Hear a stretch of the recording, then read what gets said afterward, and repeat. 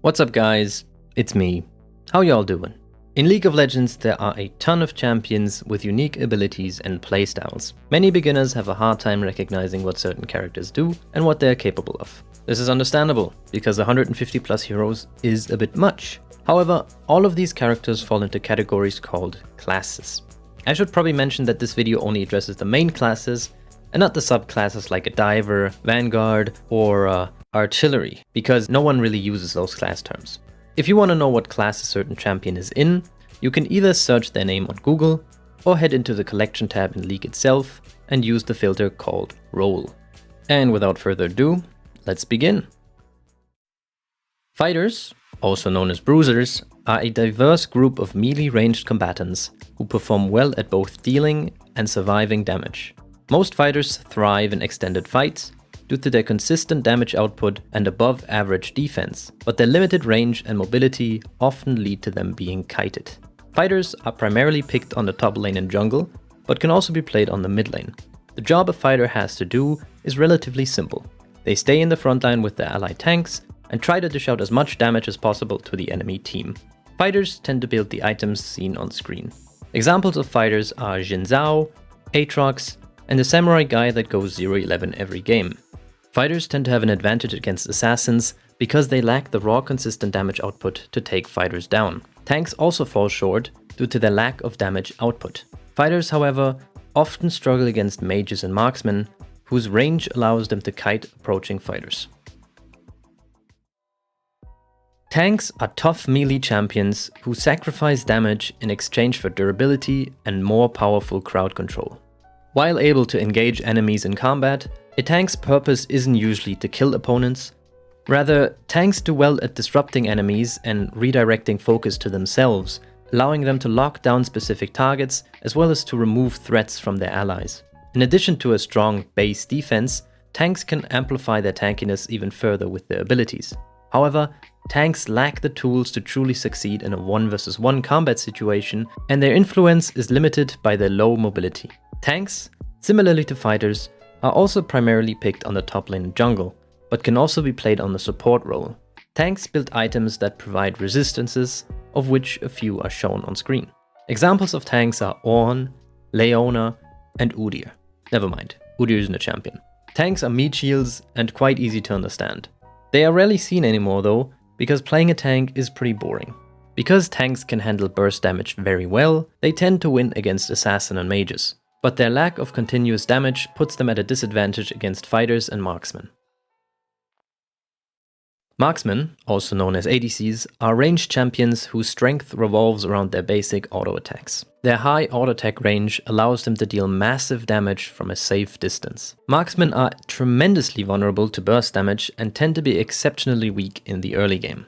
ADCs are nimble, but die almost immediately when they're caught out of position. They are primarily picked on the bot lane, accompanied by a support, but can also be played as a top or mid laner. ADCs build pure damage items to be able to maximize their output. Examples of ADCs are Jinx, Kalista, and Udyr. Just kidding, Udyr is neither an ADC nor a champion. Our instinct. Due to their potent reach and DPS, marksmen counter more durable opponents, namely fighters and tanks, but die quickly to the burst damage of assassins and mages.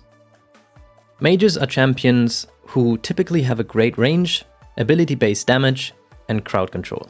Mages excel at combining their abilities together to win fights, though their abilities also tend to be hard to land and can be somewhat mitigated, if not avoided completely if their target reacts in time.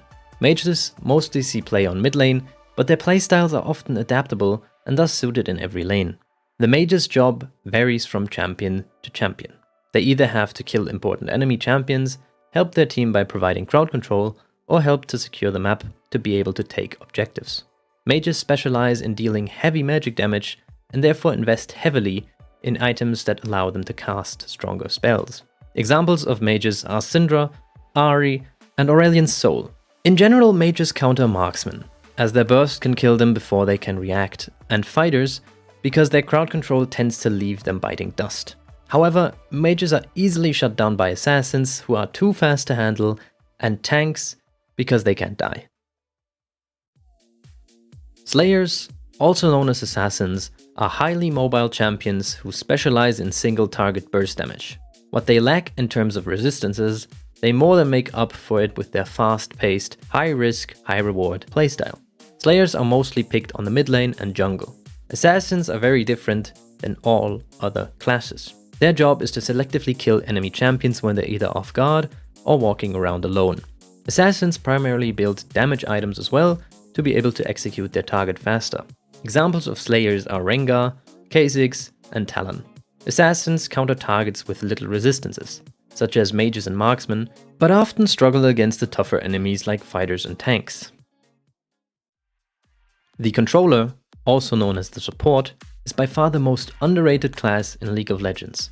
Support champions range all the way from mages to assassins, but for the sake of simplicity, we will take a look at the quote-unquote normal supports. Controllers are mostly seen in the support lane, where they have to babysit someone who is gonna die a lot anyways. Their main job varies from champion to champion.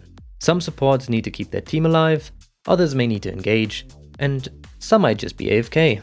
Secondary activities like warding, scouting, preparing objectives, and so on can be done with every support champion. Controllers build items that empower their allies or weaken the enemy. They're most often very cheap though, because a controller player shouldn't get a lot of gold throughout the game. The controller is the ideal class for someone who likes helping others. Just keep in mind that it's still League of Legends we're talking about here, so you might not be appreciated too much. Alright, those are the very basics to every class in League. I might come back and create a detailed version of every class in the future, but for now this should do. If you got any suggestions or wishes, let me know in the comments down below. Anyways, this has been your boy, Senron, and I'll see you in the next video. Peace!